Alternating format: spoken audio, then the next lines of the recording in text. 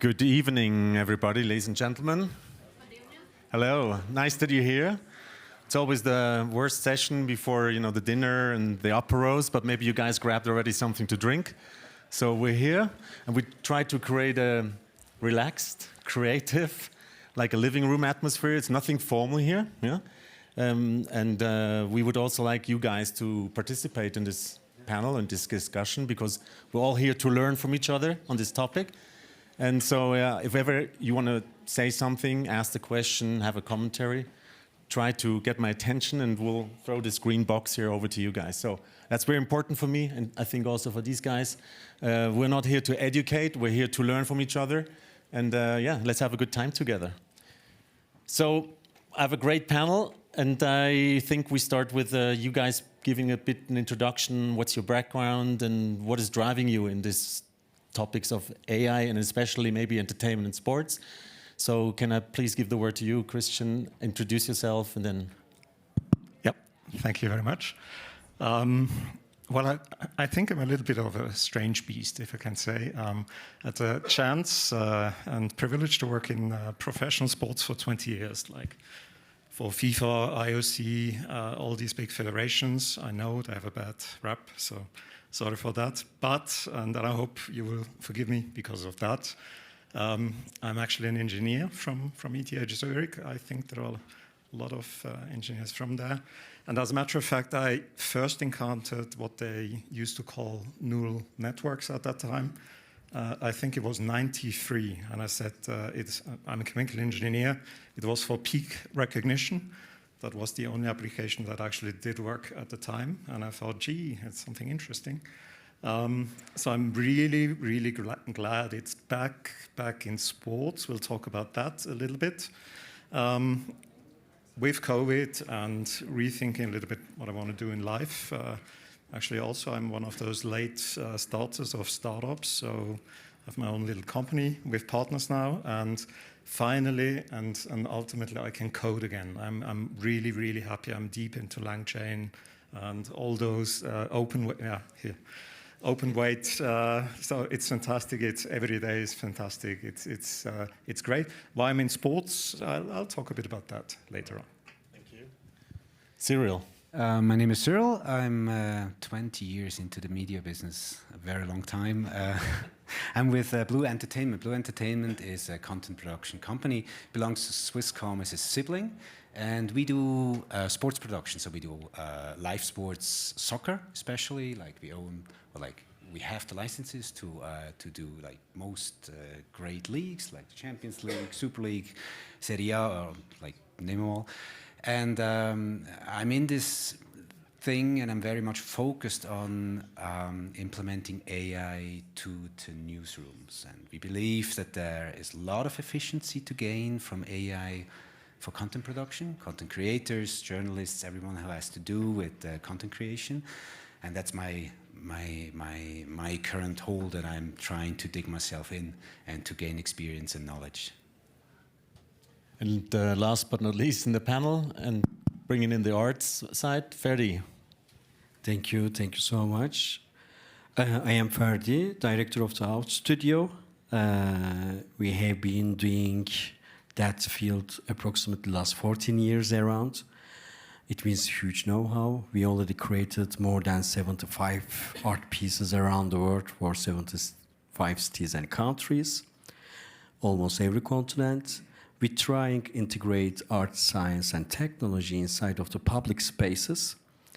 The team consists of very talented from AI artists, engineers, academicians, coders, data scientists, and all that people think one vision for creating the hybrid public art. So, but the main motto is we are using data as a paint and algorithm as a brush. So it means we're trying using to that code numbers in a meaningful way in public space as an experience. That's our main purpose. But we already use every type of the audiovisual technology like AR, XR, VR, immersive experiences, kinetic sculptures. But the last 6-7 years, we strictly collaborate with the algorithms, AI algorithms, and it's a huge opportunity for us, and we could invent too many different type of pipelines for our creative structure. So it's a very nice combination between designers, animators, and artists, and algorithm. So we will talk about the entire topics, IPs, intellectual properties, and what's the new dimensions when we integrate the AI. Thank you so much for the invitation. Thank you for being on stage. And I believe you have also handed over some of your pieces to the technical guys. Yeah, so yeah. we have the chance to also have some visuals coming in the back. Yeah, and yeah. they will just be highlighted while we're talking here, so you get to see some work. And if you get the chance, then go please upstairs later on or tomorrow and try out some of their art piece in the cube upstairs. I just experienced it before, and it was really a special and immersive experience for myself, seeing my brain and my emotions visualized up there. So please take the chance and do that later. But maybe start with you, Christian. Listen, I mean, I'm probably more from the sports side personally as well. And I do sports for a purpose for switching off. Being outside in the nature, being away from all the digital madness I experience every day in life, be it work, be it private, always the pressure of being online, responding fast. I go ski touring for the purpose of switching off, you know.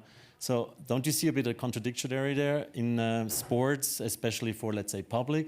And yet, what's the role of the digitalization and AI in that, please? Yeah, absolutely. And I don't know how many of you had a chance to do some sports in recent days. You look all, not a lot, I see. Yeah, you see, good. I hope you went outside, but I think it's fair to say, as you said it, sports is, I think, one of the last very analog activities that we do, right? So we have those. Yeah, but you know, again, the essence of what you do is hopefully analog.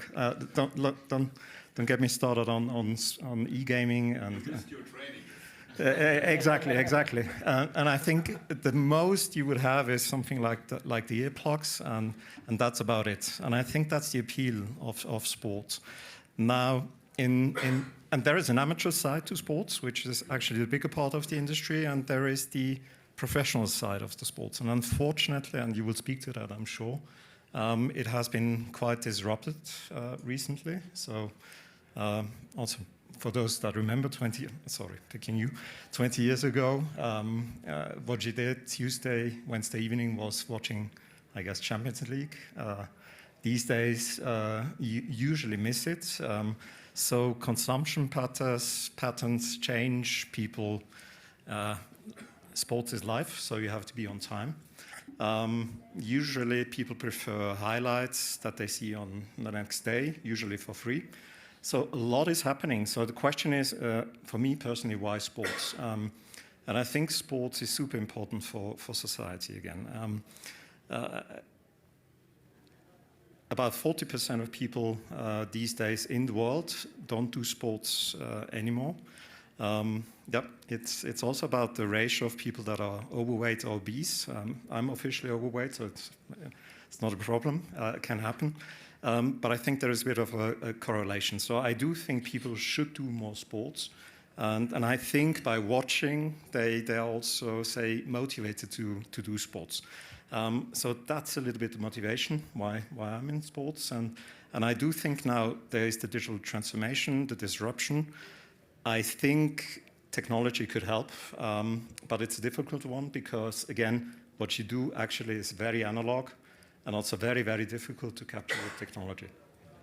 So, Cyril, maybe over to you as you were a producer and bring it on TV. So let's put it on the professional sports maybe to start there. I think amateur sports has also huge potential and development in the last years and an open window. So how do you pick this up then? And how do you generate maybe more attractive content, more fan engagement? How does it work on the TV side?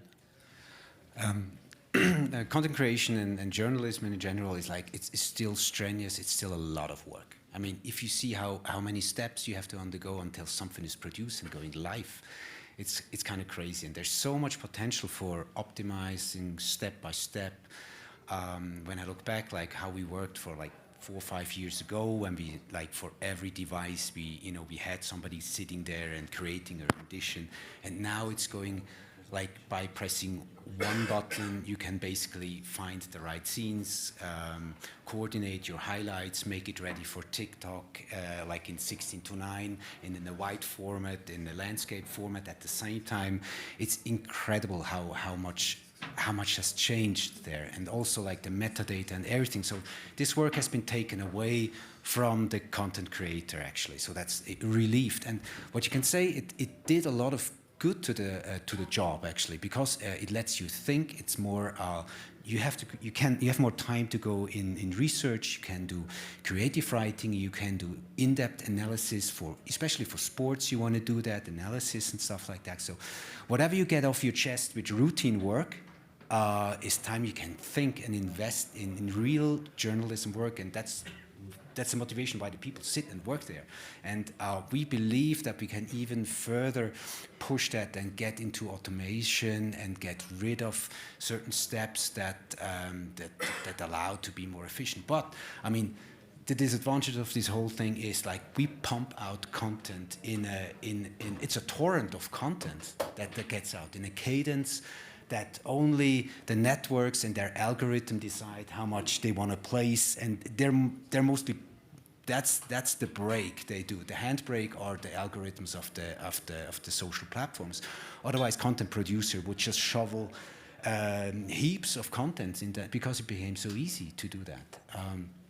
But what you said, like I believe, like we're now talking about highlights. We're also like going into shorter TikTok-like formats.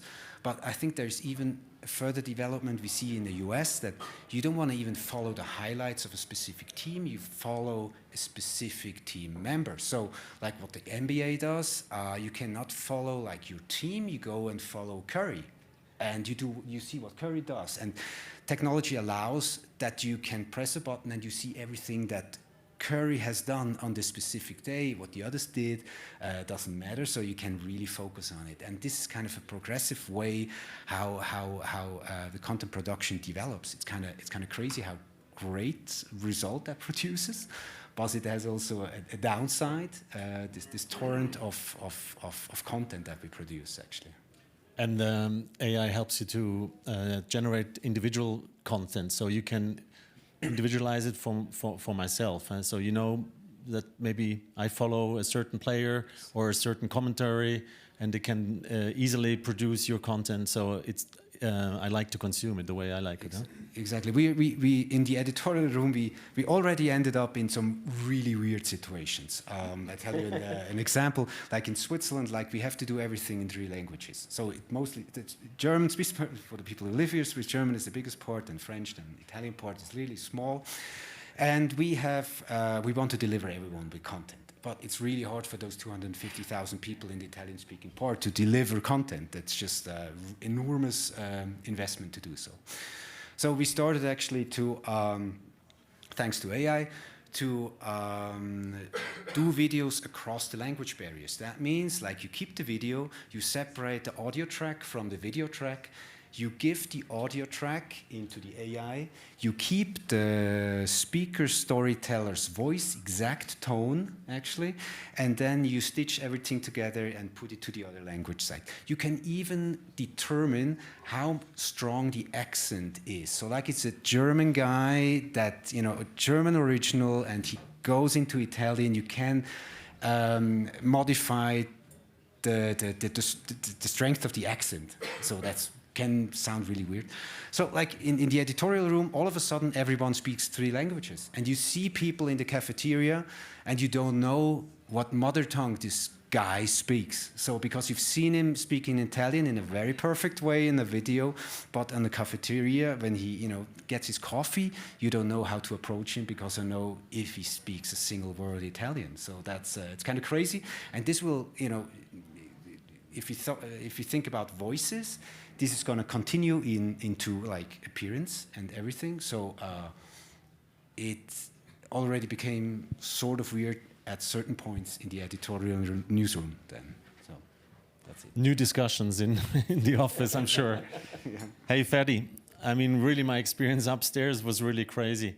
And I think the real-time thing about it, that struck me most. So the combination of showing or experience my own momentum, my stress, my emotions that I have, visualizing in real time is super strong and super powerful. And I think, and the effects that it makes when you try to distract me or give me something else. So is that, from your point of view, kind of the strength in your art, or is that where you think the future is going? That you know, art is not so much anymore a timepiece, but it's a constant change?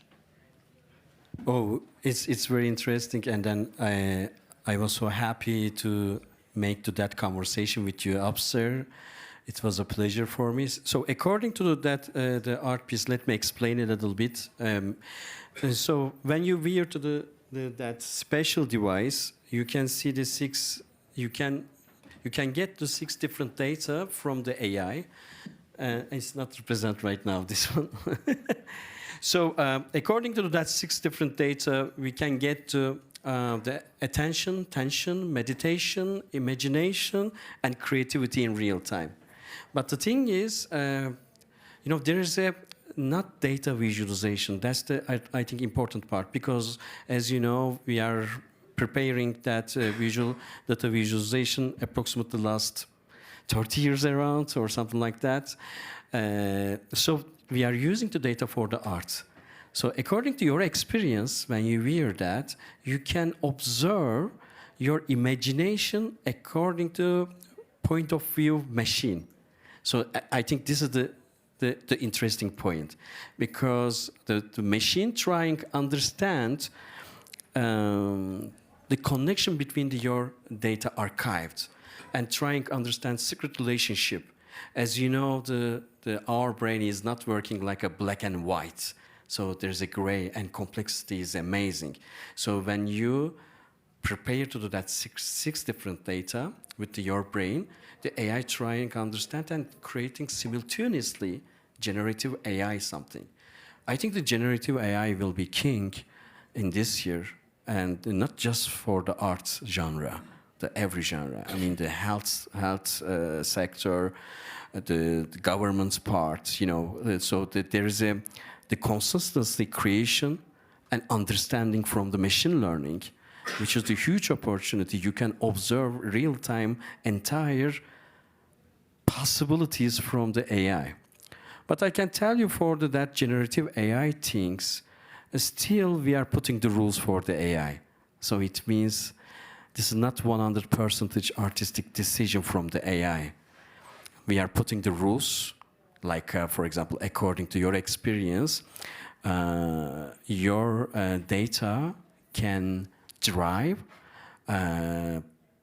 movement of the particles, behavior of the complexity, and color of the spectrum. So as an artist, the AI trying to create new forms from your knowledge in real time. And according to your experience, you realize that during your meditation time, it's the AI talk. This is a count timing, and that's why they gave to the much more blue color. And when you excite, it's became much more red, but still there is a very complex behavior between blue and the red, like your brain. So definitely the AI, this is an amazing tool and collaborator, but not it's changing to like an artist. The algorithm cannot decide, because we are feeding to that algorithm with the entire humanity data archived, right? And then the time after the time, the AI, when AI is starting the new images, like using the diffusion, Midjourney, the other tools, then after that, AI starting training with their own creation. So this is a kind of also apocalyptic process for the future, because AI is starting the learning from that creation. I think this is the another interesting topic. Yeah, so it's I wanted to put that out. So it's not the creator, it's more the collaborator that supports you in creating the art. So what are your ethical thoughts about it. I mean, we talked about it. So if I'm a part of creating your art, and how much does it belong to me? How much does it belong to you? Yeah. And also, what are the ethical thoughts behind? You know, how far can it go? I mean, it can produce heavy emotions if you experience your own thoughts or emotions, you know, and be visualized. Yeah. I'm exposed to an audience, maybe, or you know, what is happening with that afterwards. So, what is Ouchh's reflections on also this ethical thoughts in it? Yeah. According to that, the idea, let me explain. So yes, this is total technology based, and there are too many topics we have to discuss about your privacy, your intellectual properties. Also, you are to be also part of that art piece with your own data. So also you have a rights also when we sell that art. So there are too many topics we can discuss. But the beginning of that things, the AI not gave us that idea. This is our idea, and idea coming from the human side. But according to that idea, we try to create a kind of the pipeline in an ethical way again. Because, for example, we can collect 36 different channels from your brain. It's so easy for us. But right now, we prefer the 6 different channel because it's you know, we are not touching to your privacy. It's much more entertainment way using your brainwaves for creating the art. So our main purpose for that kind of installations actually increase the entertainment field. Like 20 years ago, 30 years ago, you know, entertainment for the visual side is much more kitschy or something like that. But we're trying to find meaningful way increase the entertainment experience.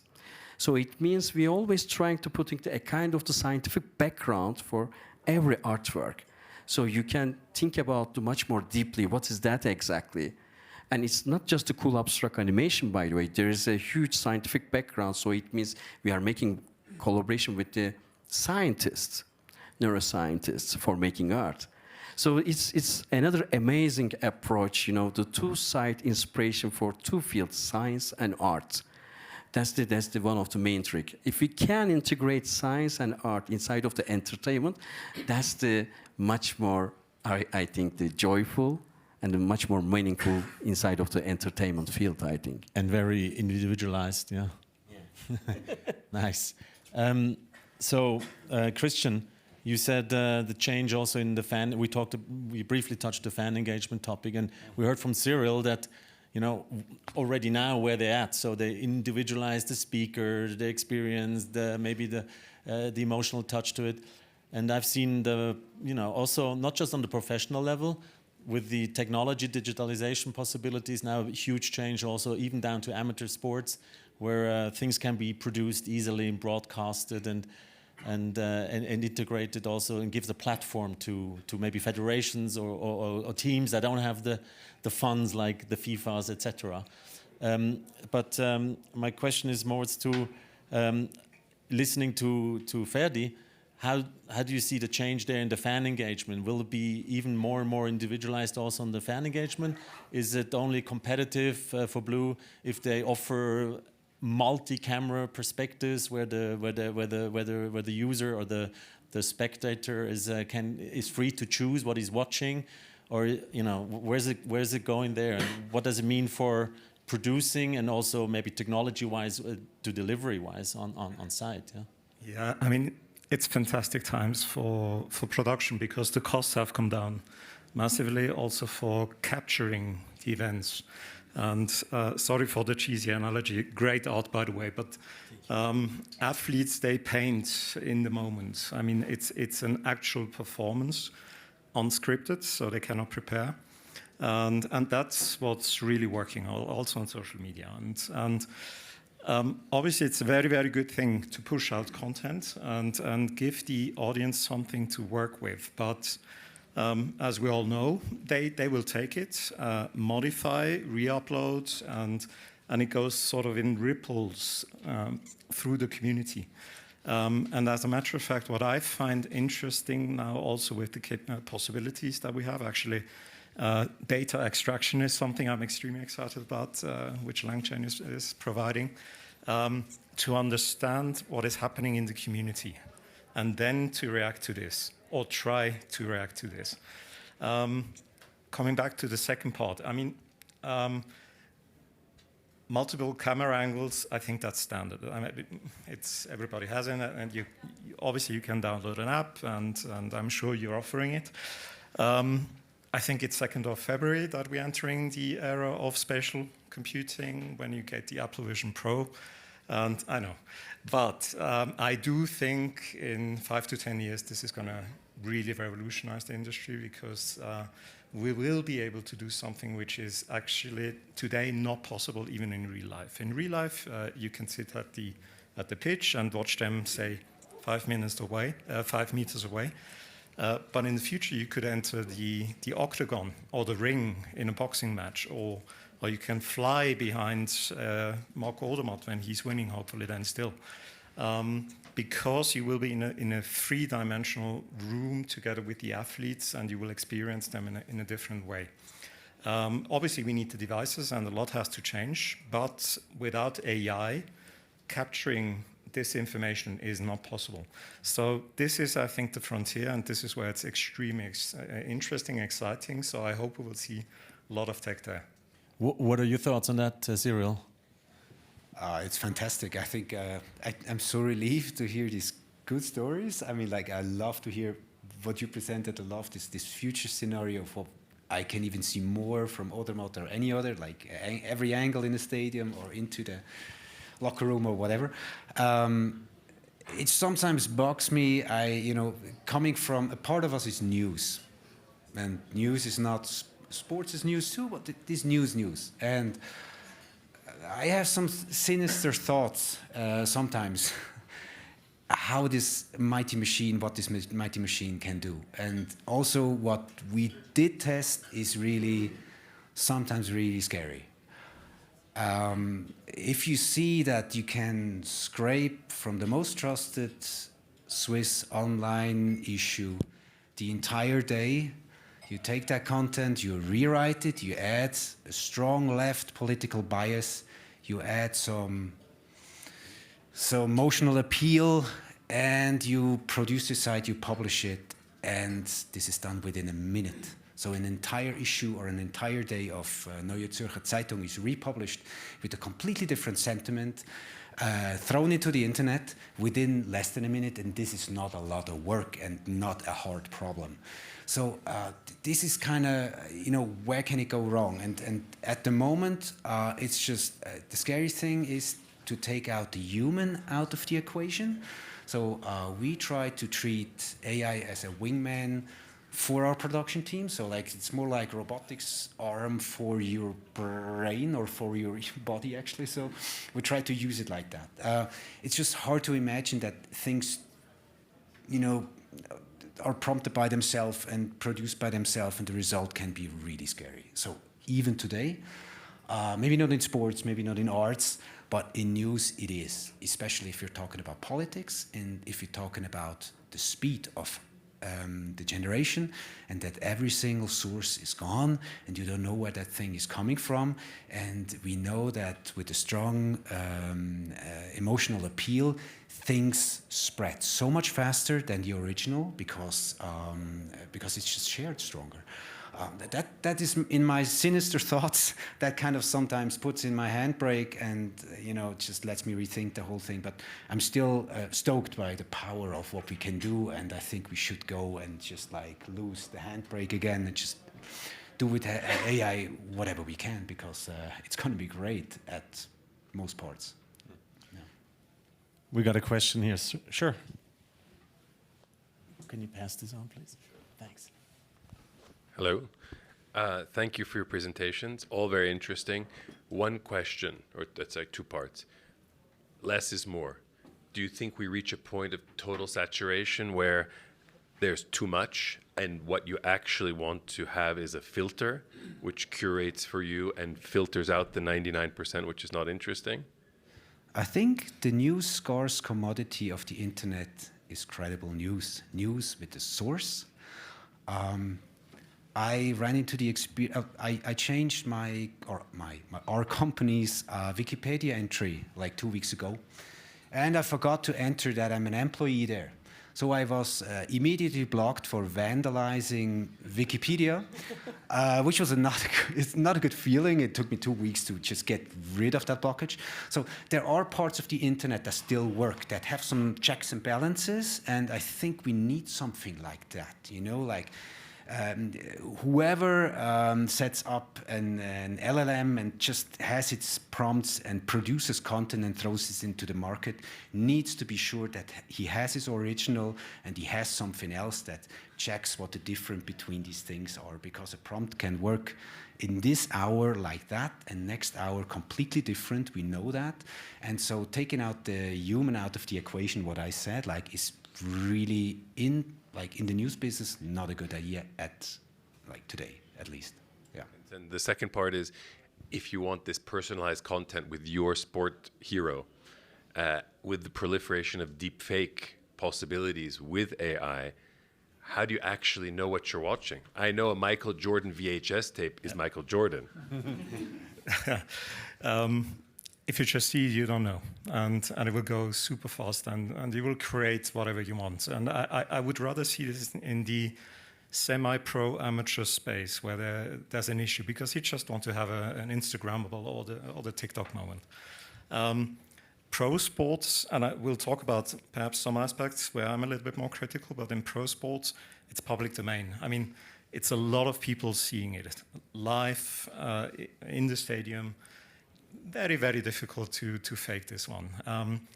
Probably you can do something afterwards with it. We'll see. Again, I can't predict the future. I mean, there are people betting on virtual events already. It happens, yes, just based on odds. So I'm sure there will be something like, I think it was in a Rocky movie where he fought against some... they used this AI twin to fight against the current. Perhaps in the future we'll have, in 50 years, Ronaldo, our current Cristiano, will play a local hero then. I don't think it's interesting, personally, but I'm not going to be around then. So I do think there's a strong demand from the public to have authentic content. But are you going to be sure? No. Can I ask one more question? Thanks.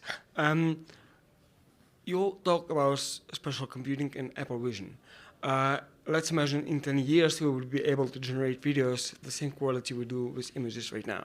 So a kid could tell to his Apple Vision device that he would like to have this kind of entertainment, and with neural net rendering he will get the plot and the visual entertainment based on his preferences the way he wants. And then there is no need for art creators or news makers, anything. And the reason why I think it might go wrong, because you are guys making the bar, the high bar of the quality, like you said, it's a good influence for the society to get sporty. Like, how we would manage the situation, because if my kid will get the full freedom to generate whatever trash he would like to get, he wouldn't get this bar of like classic or something kind of good, and would generate just what he wants right now.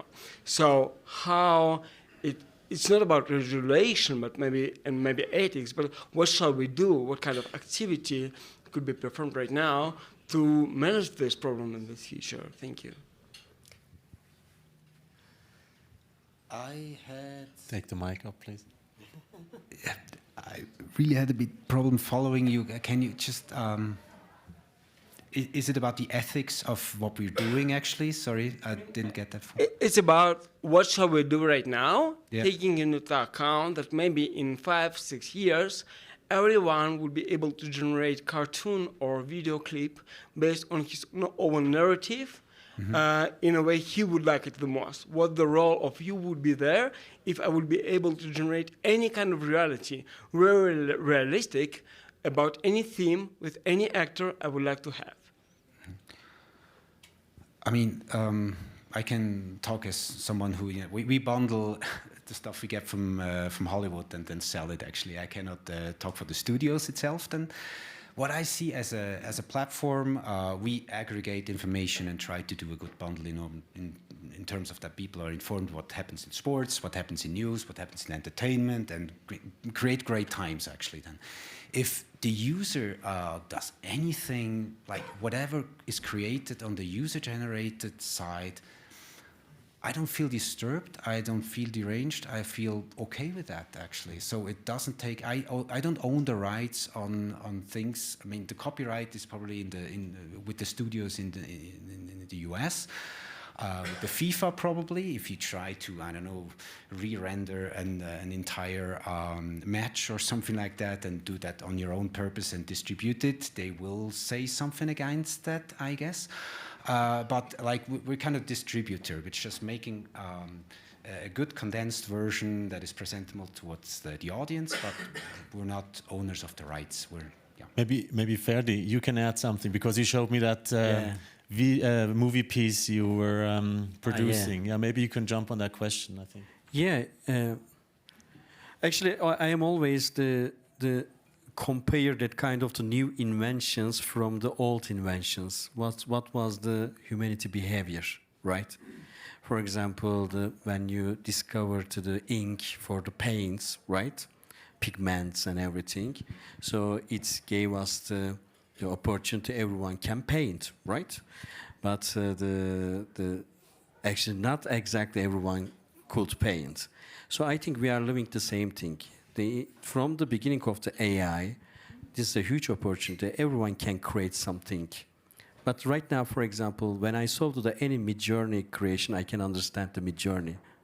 And I don't need someone to tell me, hey, this is Mid-Journey creation.